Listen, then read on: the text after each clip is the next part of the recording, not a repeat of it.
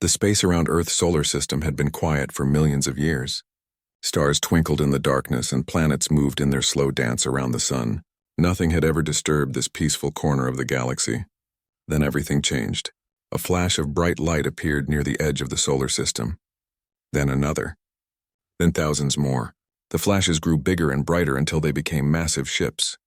10,000 warships appeared out of nowhere, filling the dark space with metal and lights. Admiral Kethvar stood on the bridge of his flagship, the Eternal Glory. He was tall and thin, with blue-gray skin and 4 arms. His yellow eyes stared at the small blue planet in the distance. This was Earth, home to the humans. His computer screen showed him everything he needed to know about this world. "Admiral," said his weapons officer, "our scouts were right. The humans are very primitive. They have only a few small ships near their planet. Their biggest vessel is smaller than one of our fighters." Kethvar smiled, showing sharp white teeth. "Perfect. This will be easy." He had conquered 12 worlds in the past 5 years. Each time the aliens had surrendered quickly when they saw the size of his fleet. Some had tried to fight, but they all failed in the end. The human world looked peaceful from this distance. White clouds covered parts of the blue surface. One small moon circled around it. Kethavar's sensors could see cities on the night side, glowing with simple electric lights.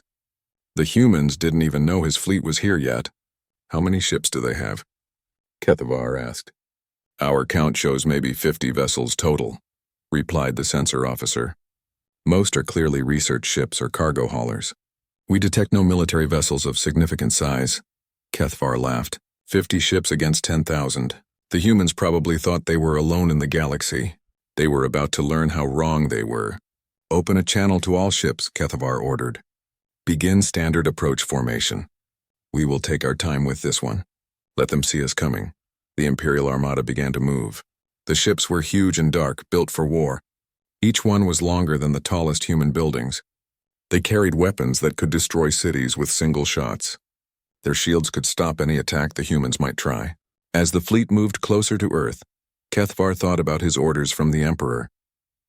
The humans had something the Empire wanted.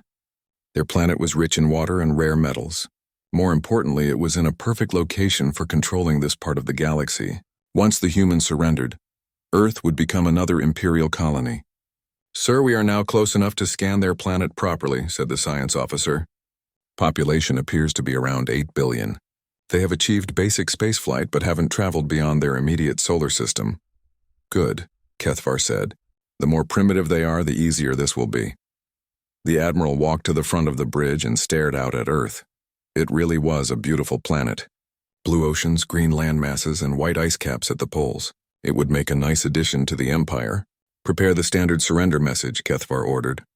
"Send it on all frequencies they might be using." A few minutes later, the communications officer nodded. "Message ready, sir." "Send it." The message went out across space, reaching Earth at the speed of light. It was the same message Kethvar had sent to every world he had conquered. "People of Earth, this is Admiral Kethvar of the Zephyrian Imperial Navy. Your world is now surrounded by 10,000 warships of the Imperial Armada. You have one rotation of your planet to surrender completely. Submit to Imperial rule and your people will be allowed to live as subjects of the Empire. Refuse and your world will be destroyed. You cannot fight us. You cannot hide from us. You cannot escape us. Choose wisely." Kethvar leaned back in his command chair and waited. Usually primitive worlds sent panicked messages within hours. They would beg for mercy, offer everything they had, promise to obey without question. It was almost boring how predictable they were. "Sir," said the communications officer, "we are picking up increased radio traffic from the planet. They appear to be discussing the situation." "Of course they are," Kethvar said. "Let me guess. Panic, fear, arguments about whether to fight or surrender?" "That appears to be correct, sir." Kethvar had seen it all before. First came panic when they realized they were not alone in the galaxy. Then fear when they understood how outmatched they were. Some would want to fight anyway, but the smart ones would convince them it was hopeless. "Any response to our message yet?" Kethvar asked. "Not yet, sir. But it has only been 3 of their hours. Primitive worlds often need time to organize a response." The Admiral nodded. He was in no hurry. His ships were holding position just outside the humans' detection range until recently. Let them stare at his fleet and understand their situation. Fear was a powerful weapon. While they waited, Kethavar studied the intelligence reports about humans. They were a young species, maybe 200,000 years old. They had only started using metal tools a few thousand years ago. They had achieved flight less than 200 years ago. Spaceflight was even newer for them. Interesting species, Kethavar said to himself. The humans seemed to fight each other a lot. Their planet was divided into many small nations that often went to war. They had even developed weapons that could destroy their own world. Very primitive thinking. Sir, we're getting more detailed scans of their ships now, reported the sensor officer. They appear to be mostly scientific vessels. Some are clearly designed for research, others for moving cargo between their planet and moon. Any weapons? Kethavar asked. Nothing significant. Simple projectile weapons, basic energy systems. Nothing that could scratch our shields. Perfect. Kethavar had worried that the humans might have some hidden technology, but they were exactly what they appeared to be. A primitive species that had barely started to explore space. Admiral, the communications officer said, we're receiving a transmission from the planet. Finally, Kethavar straightened in his chair. Put it on the main screen. A human face appeared on the screen. It was an older female with gray hair and dark skin. She wore what appeared to be some kind of military uniform. This is Admiral Sarah Okafor of Earth Defense Command, the human said. Her voice was calm, which surprised Kethavar. Most primitive species were crying or screaming by this point. We have received your message, Admiral Kethavar. We request a meeting to discuss terms. Kethavar smiled. This Admiral Okafor seemed to understand the situation. Smart. It would make things easier for everyone. Very well, Kethavar replied. Send a small delegation to my flagship. We will discuss your surrender. Understood, the human said. We will send representatives within 12 hours. The screen went dark. Kethavar was pleased. No dramatic speeches about freedom or independence. No threats about fighting to the death. Just a simple acceptance of reality. These humans might be primitive, but at least they weren't stupid. Maintain current positions, Kethavar ordered his fleet. Begin preparations for planetary occupation. This should all be finished by tomorrow. The Admiral looked out at the small blue world one more time. Soon it would fly Imperial flags and serve Imperial needs. Just another easy victory for the unstoppable Zephyrian Empire. Deep inside Cheyenne Mountain in Colorado, alarms were ringing. Red lights flashed in the underground command center as hundreds of people rushed to their stations. The mountain had been hollowed out decades ago to protect America's most important military computers from nuclear war. Now it served a different purpose. Contact confirmed, shouted Lieutenant Davis from his monitoring station. 10,000 objects, sir. They matched no known spacecraft designs. Admiral Sarah Okafor walked calmly through the chaos. She was 62 years old and had spent her entire career preparing for this moment. Her gray hair was pulled back in a tight bun and her brown eyes were sharp and focused. She had been waiting for this day for 20 years. Size and disposition? She asked. Largest vessels are approximately 2 kilometers long. They're holding position at the edge of our solar system in standard invasion formation. Admiral Okafor nodded. It was exactly what the war games had predicted. She pressed a button on her wrist communicator. This is Okafor. Activate Protocol 7. Authorization code Alpha 77 Delta. Around the world, hidden systems came to life. In buried bunkers, on dark satellites, and in secret bases, humans had been preparing for first contact. But not the kind of first contact that science fiction movies had imagined. Ma'am, said Colonel Martinez, her second-in-command.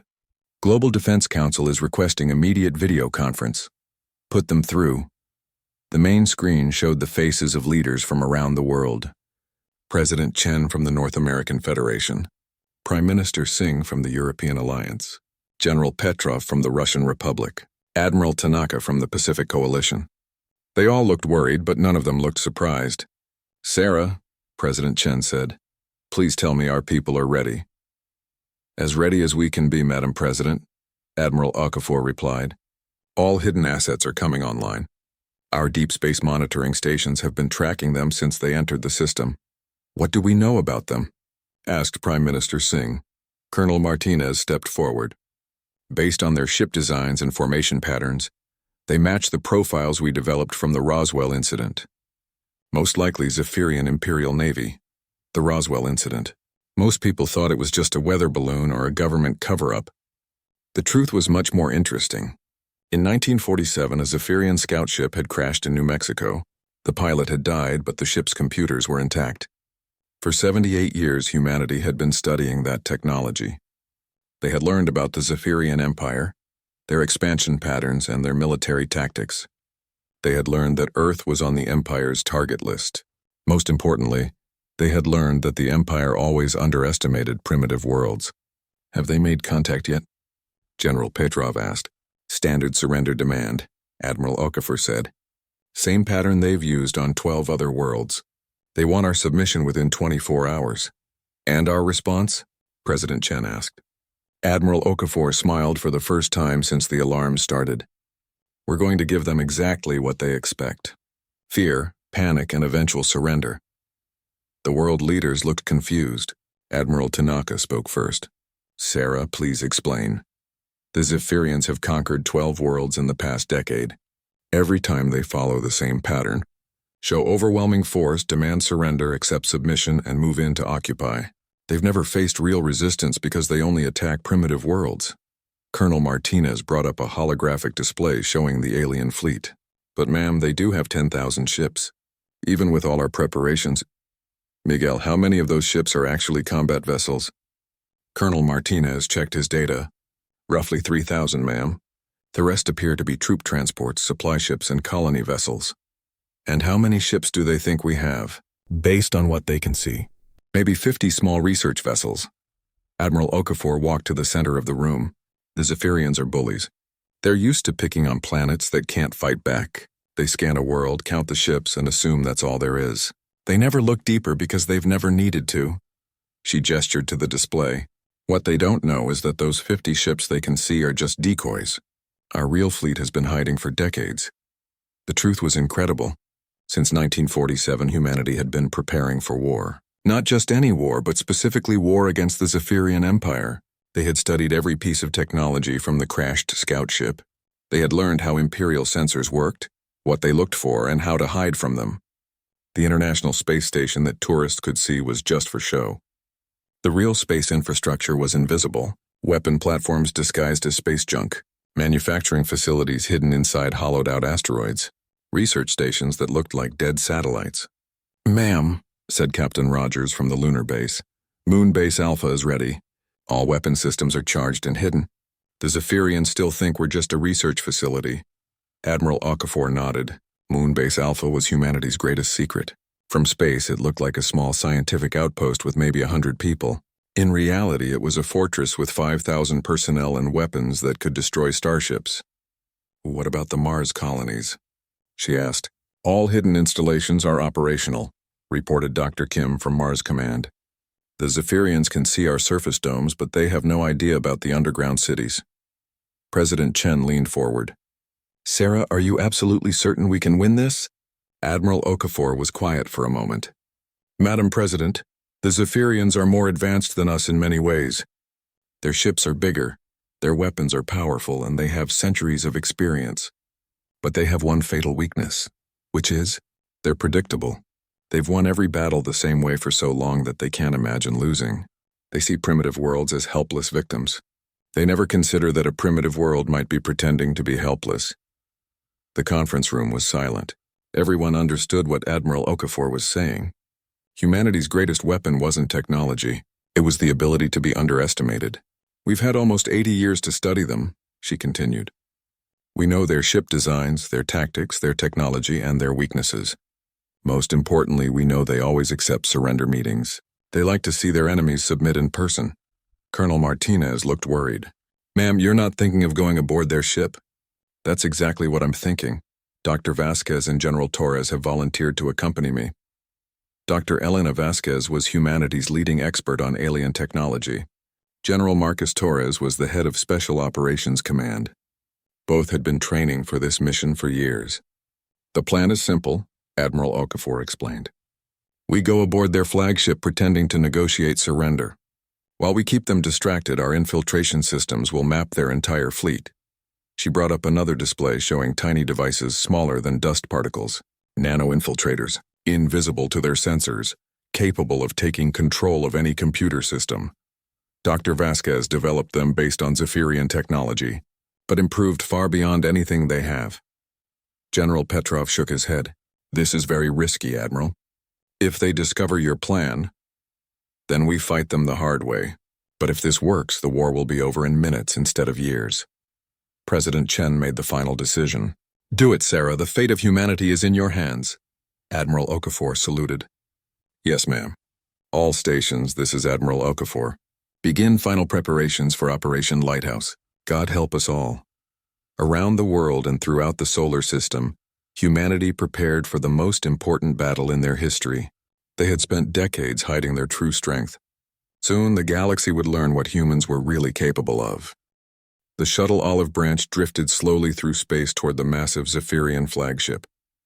From the outside, it looked like every other human spacecraft the aliens had seen. Small, simple, and obviously primitive. The hull was painted white with blue Earth symbols, making it look peaceful and harmless. Inside, Admiral Sarah Okafor sat calmly in the pilot's seat. Beside her were Dr. Elena Vasquez and General Marcus Torres. All three wore simple blue uniforms that made them look like diplomats instead of warriors. They had practiced this moment hundreds of times in simulation. Zephyrian flagship, this is the Earth vessel Olive Branch requesting permission to dock, Admiral Okafor said into her radio. Permission granted, primitive vessel, came the reply in accented but understandable English. Proceed to docking bay 7. You will be escorted upon arrival.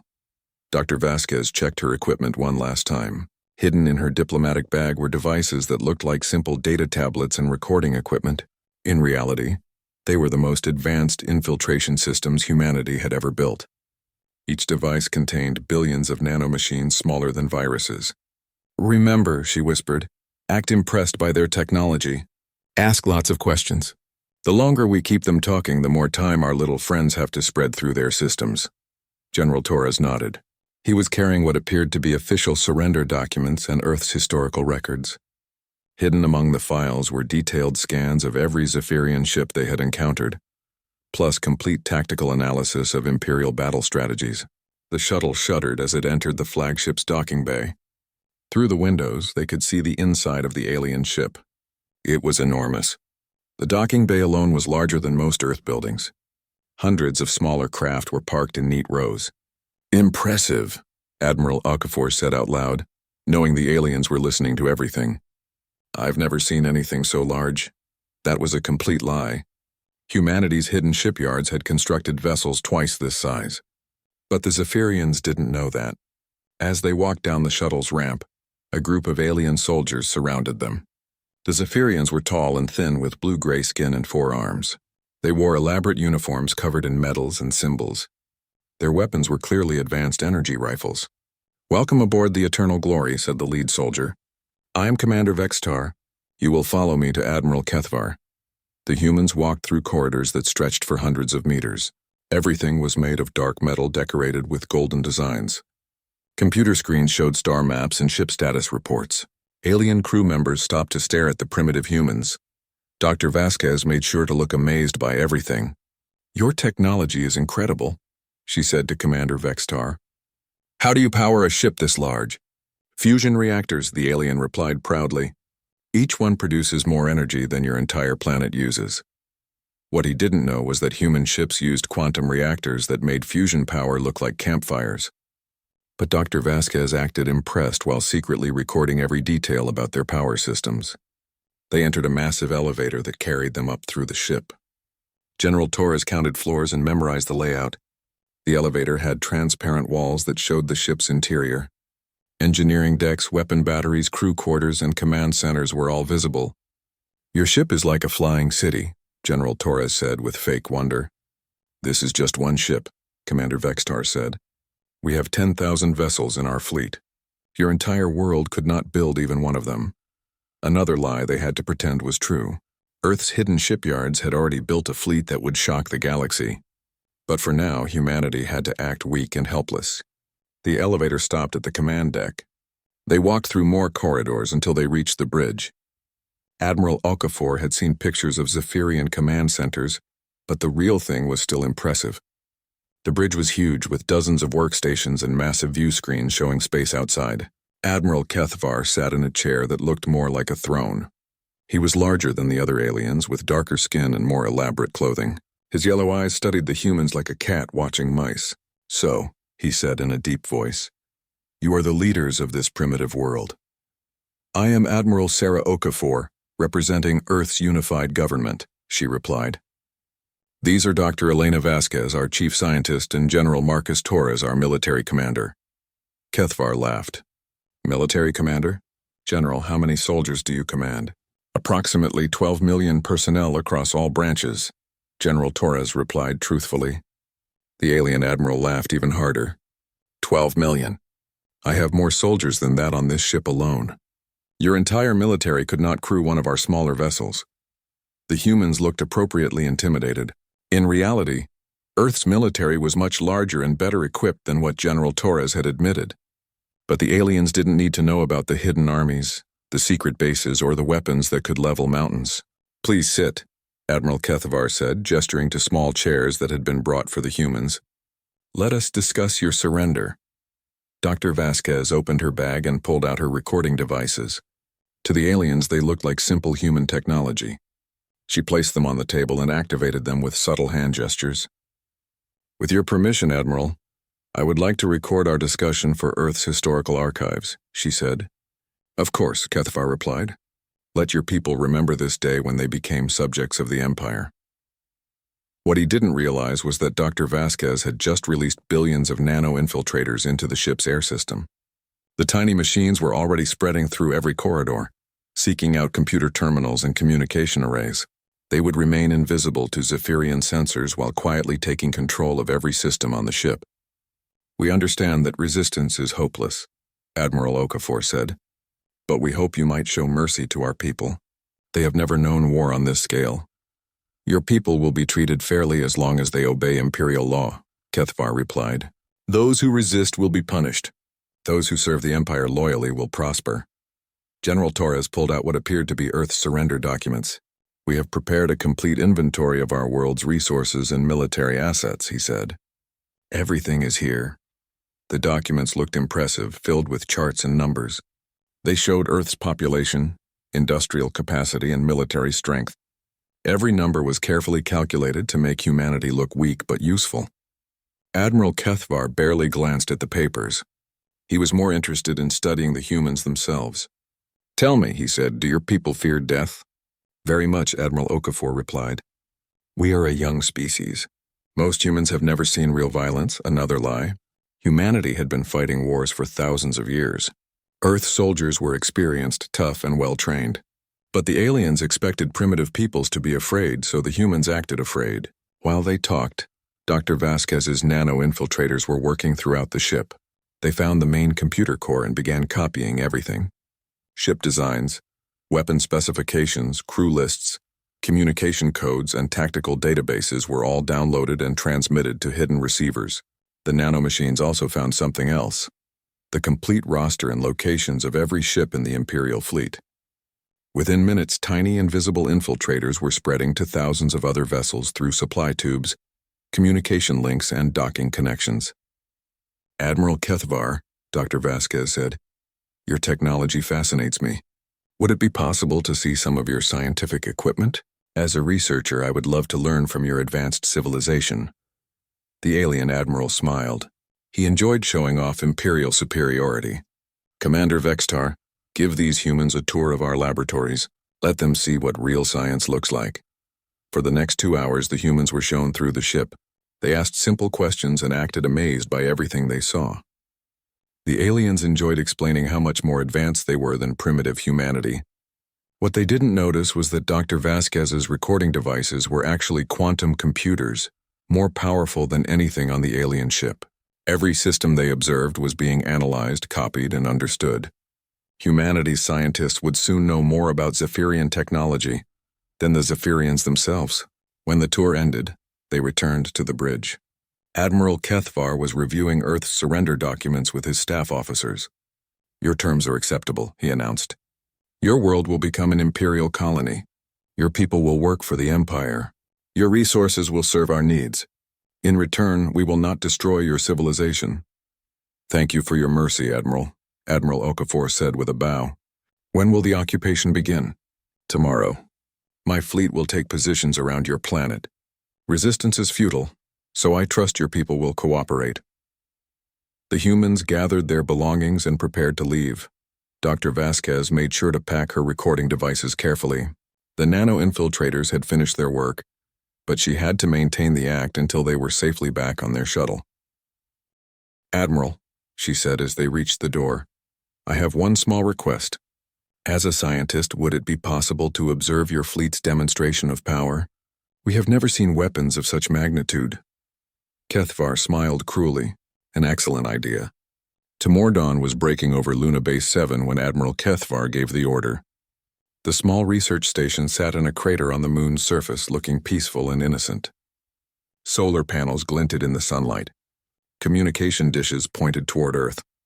To any observer, it appeared to be exactly what the humans claimed, a simple scientific outpost. Target acquired, reported the weapons officer aboard the Zephyrian destroyer Iron Fist.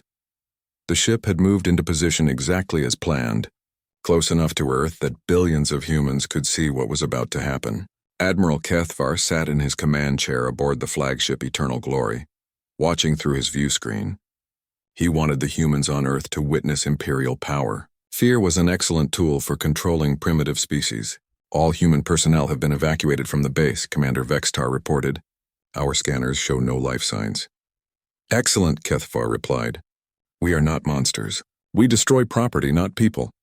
He opened a communication channel to Earth. Admiral Okafor, are you watching? The human admiral's face appeared on the screen. She looked pale and worried, exactly as expected. We are watching, Admiral Kethvar. Please, is this really necessary? Your people must understand their situation, the alien admiral replied. This demonstration will prevent future bloodshed. One destroyed base now saves thousands of lives later. Admiral Okafor seemed to understand. Yes, Admiral. We are broadcasting your demonstration across our entire planet. Everyone will see the power of the Imperial Navy. Perfect.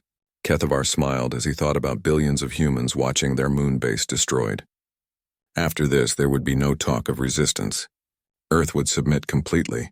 Fire, he ordered. The destroyer Iron Fist had been built for destruction. Its main weapon was a plasma cannon capable of melting through solid rock. The weapon charged up slowly, building energy for maximum effect. A red glow appeared at the front of the ship, growing brighter and brighter. On Earth, people watched through telescopes and cameras. News broadcasts showed the alien ship preparing to fire. In secret command centers, human military leaders held their breath. This was the moment they had been waiting for. The plasma cannon fired. A massive beam of red energy lanced across space, striking Luna Base 7 with incredible force. The beam was so bright it could be seen from Earth without telescopes. Where it hit, metal and rock turned instantly to vapor. The explosion was spectacular. Rocks flew in all directions. A cloud of glowing gas expanded from the impact site. When the smoke cleared, Luna Base 7 was gone.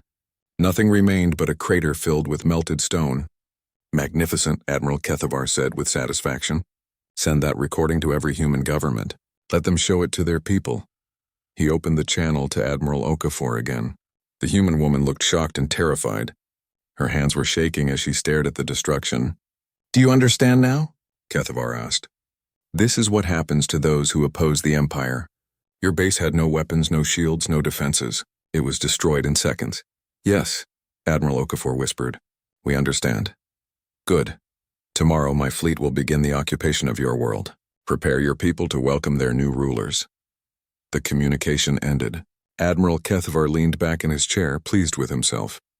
Another world conquered without real violence. The humans had seen Imperial power and would submit peacefully. What he didn't know was that Admiral Okafor was no longer afraid.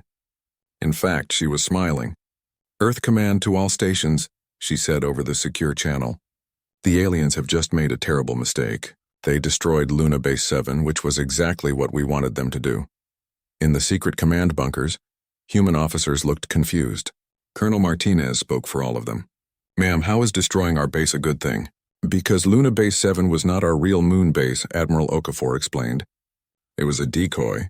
The real Luna Base Alpha is hidden 2 kilometers underground. We built Base 7 on top of it to hide our true capabilities. The truth was even more amazing. Humanity had been playing a shell game with the aliens from the beginning. Every installation the Zephyrians could see was fake. The real military bases were completely hidden. "Ma'am," said Captain Rogers from Luna Base Alpha. "We recorded everything. The alien weapon took exactly 4.7 seconds to destroy the decoy base. Our defensive systems can absorb that much energy easily." Admiral Okafor nodded. "Perfect. Now we know exactly how powerful their weapons are. Dr. Vasquez, are your infiltrators ready?" "All systems compromised," Dr. Vasquez replied from her laboratory. "We have complete control over every ship in their fleet. Just give the word." For 18 hours, billions of nano-infiltrators had been spreading through the Imperial fleet. They had invaded every computer system, every weapon, every engine. The aliens had no idea their entire armada was now under human control. "Admiral," said General Torres, "all hidden assets are in position. Earth Defense Fleet is ready to decloak. Mars Defense Station is online. All orbital platforms are charged and targeted." The moment of truth had arrived. For almost 80 years, humanity had been preparing for this day. They had built weapons in secret, trained armies in hidden bases, and developed technology that would shock the galaxy. "This is Admiral Okafor to all human forces," she announced. "Operation Lighthouse is now active. Show these invaders what humanity is really capable of." Admiral Kethavar was reviewing occupation plans when his ship's alarms began ringing. Red lights flashed on the bridge as officers rushed to their stations. "What is happening?" he demanded. "Sir, we are detecting massive energy signatures from the human planet," the sensor officer reported. "Something is powering up down there." "Impossible. Their power systems are primitive." "Sir, the readings don't match anything in our databases. The energy levels are incredible." Admiral Kethavar stared at his screens in confusion. According to his sensors, the human planet was suddenly generating more power than a star. That was impossible. Primitive worlds didn't have that kind of technology. "Admiral," the communications officer said urgently, "we are receiving a transmission from Earth." "Put it through." Admiral Okafor appeared on the screen again, but she looked different now. The fear was gone. Her eyes were hard and determined. Her voice was calm and confident. "Admiral Kethavar, thank you for the demonstration. Now we would like to provide one of our own." "What are you talking about?" Kethavar snapped. "Your world has surrendered." "No," Admiral Okafor replied. "Our world has been preparing. For 78 years we have been getting ready for your arrival. We knew you were coming. We knew how you operate. We knew you would underestimate us." Kethavar felt the first touch of real fear. "You are bluffing. You have no weapons that can threaten us." "Really? Computer, show Admiral Kethavar what he missed." The view screen changed to show space around Earth, but it no longer looked empty. Thousands of human ships were suddenly visible, emerging from hiding places throughout the solar system. They were sleek and deadly, clearly designed for war. "Impossible," Kethavar whispered. "Where did those ships come from?" "They were always here," Admiral Okafor explained, hiding in the shadows, waiting for this moment. "Did you really think we would put our entire fleet where you could see it?" The human ships were unlike anything in Zephyrian databases. They moved with impossible speed and grace. Their energy signatures were off the charts. Some of them were larger than Imperial dreadnoughts. "Admiral," his weapons officer reported, "our targeting systems are malfunctioning. I cannot lock onto the human vessels." "Then fire manually." "Sir, our weapons are not responding." "None of our weapons are responding." Admiral Kethavar's blood ran cold. He looked at his displays and saw red warning lights everywhere. "Engines offline. Weapons offline. Shields offline. Life support flickering. Engineering report," he shouted. "Sir, all our systems are failing. It's like something is rewriting our computers from the inside." Admiral Okafor's face reappeared on the screen. "Admiral Kethavar, meet humanity's greatest achievement. We call them nano-infiltrators. Invisible machines smaller than your cells, capable of taking control of any computer system." "When?" Kethavar demanded. "When did you do this?" "When our delegation visited your ship yesterday. Dr. Vasquez released billions of them into your air supply. They spread to every ship in your fleet through your own communication networks." The alien admiral stared in shock. His entire fleet was dying around him. Ships that had conquered worlds were now helpless, their systems controlled by an enemy they had dismissed as primitive. "You have exactly 10 seconds to order your fleet to stand down," Admiral Okafor said. "Shut down all weapons, lower all shields, and prepare to be boarded. If you refuse, every ship in your armada will be destroyed. You cannot destroy us all, Kethvar snarled. Even if you control our computers, you cannot. He never finished the sentence.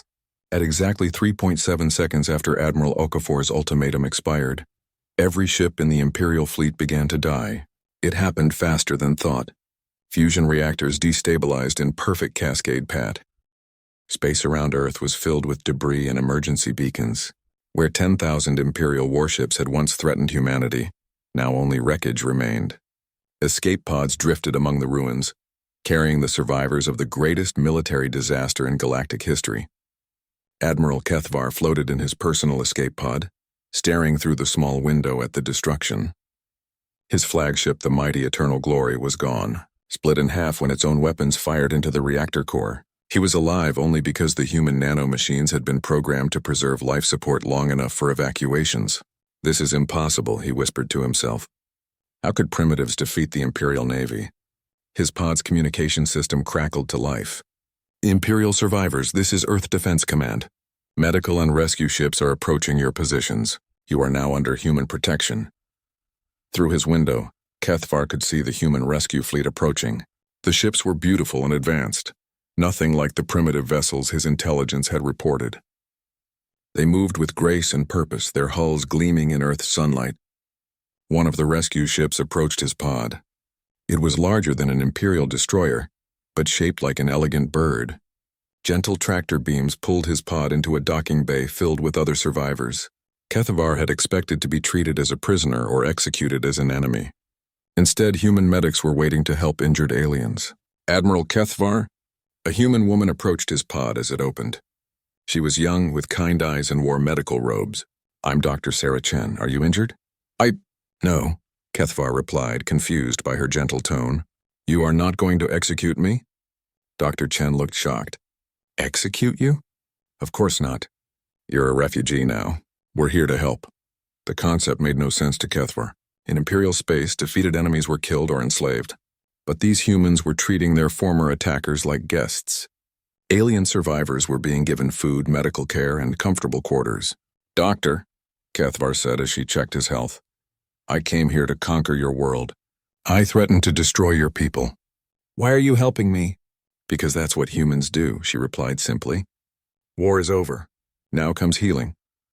As Kethvar recovered in the medical bay, he watched through windows as the rescue operation continued. Hundreds of human ships were working to save every alien life they could find. They treated wounded Zephyrian soldiers with the same care they would give their own people. Admiral? A familiar voice made him turn around. Admiral Sarah Okafor stood in the doorway, no longer wearing the simple diplomatic uniform from their first meeting. Now she wore the complex dress uniform of Earth Defense Command, covered with medals and symbols that spoke of real military experience. Admiral Okafor, Kethvar said weakly, I suppose you have come to gloat over your victory. Actually, I came to apologize, she replied, pulling up a chair beside his bed. What we did to your fleet was necessary, but I take no pleasure in the destruction. Kethvar stared at her in amazement. Apologize? You defended your world against invasion. Yes, but many good soldiers died today, soldiers who were following orders just as I follow mine. Their deaths were unavoidable, but that doesn't mean I'm happy about them. This was completely outside Kethvar's understanding of warfare. Imperial commanders celebrated victories and showed no mercy to enemies. But this human admiral seemed genuinely sad about the battle she had won. I have questions, Kethvar said. I imagined you would. Ask them. How long have you known about the Empire? Admiral Okafor smiled sadly. Since 1947. One of your scout ships crashed in our desert. The pilot died, but the computer systems survived. We've been studying Imperial technology and tactics ever since. 78 years, Kethvar whispered. You have been preparing for this day for 78 years. My grandfather worked on the original research team. My father helped design our first hidden shipyards. I've spent my entire career preparing for your arrival. The scope of it was incredible. 3 generations of humans working together, planning for a war that might never come, building weapons in secret, training armies in hidden bases, all while pretending to be a primitive, helpless world. Why did you not reveal yourself sooner? Kethvar asked. With technology like yours, you could have warned the Empire away. Because warning you would have told you we were a threat. The Empire doesn't negotiate with threats. It destroys them. Our only advantage was that you thought we were weak. Admiral Okafor was right. If the Empire had known Earth possessed advanced technology, they would have sent a much larger fleet. They might have bombarded the planet from a safe distance instead of trying to occupy it. How advanced are you really? Kethavar asked. More advanced than you in some ways, less in others. Your ships are individually more powerful than ours were when we started this project, but we've had almost 80 years to improve on your designs. A nurse brought Kethavar food and water. The meal was simple but good, better than what many Imperial prisoners could expect. Admiral, he said after eating, what happens now? To me, to my survivors, to the Empire? That depends on you, Admiral Okafor replied. We've sent a message to your Emperor explaining what happened here. We told him that Earth is now under human protection, and any further attacks will be met with appropriate force.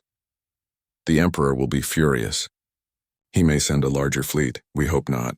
War benefits no one, but if he does send more ships, we'll be ready. Kethavar thought about the weapons he had seen, human technology that could take control of Imperial computers, ships that appeared out of nowhere, defenses that had turned his mighty fleet into scrap metal in seconds. The Empire will want to study your technology, he warned. They will try to duplicate your nano-infiltrators. Let them try.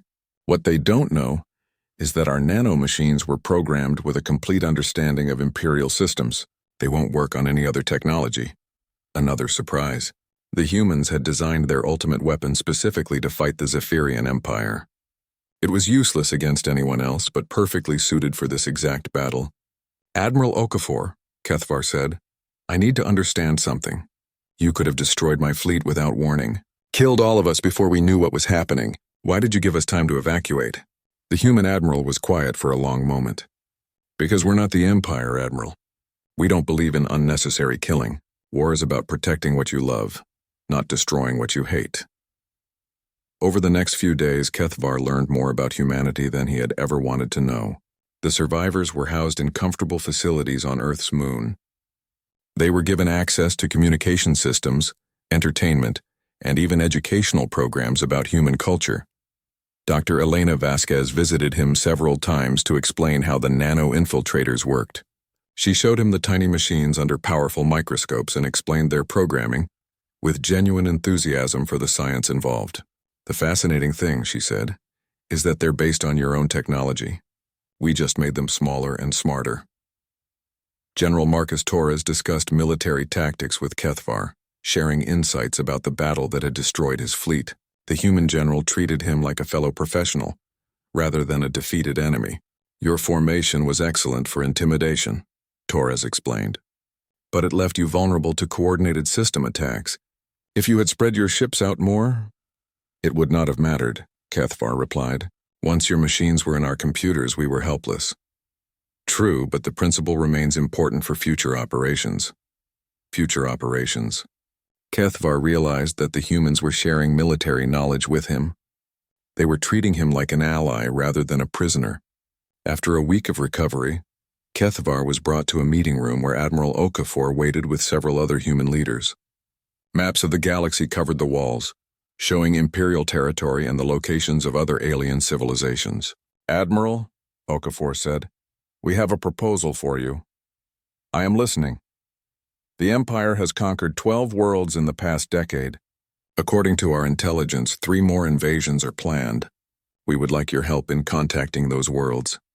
Kethavar was confused. You want to warn them about Imperial attacks? More than that. We want to offer them protection. The scope of what the humans were suggesting was enormous. They were talking about challenging the entire Zephyrian Empire, not just defending Earth. Admiral Okafor, the Empire has thousands of worlds, millions of ships. You cannot fight them all. We don't want to fight them all, she replied. We want to offer them a choice. Join the Empire and be subjects, or accept human protection and remain free. And if they choose protection, then humanity will defend them the same way we defended Earth. Kethavar thought about the destruction of his fleet. Human technology that could disable any Imperial ship. Weapons that could appear from nowhere. Defenses that were invisible until activated. The Emperor will never accept this challenge, he said. Then the Emperor will learn that there are consequences for bullying primitive worlds, Admiral Okafor replied. The age of easy conquest is over. Thank you for watching and comment for next part.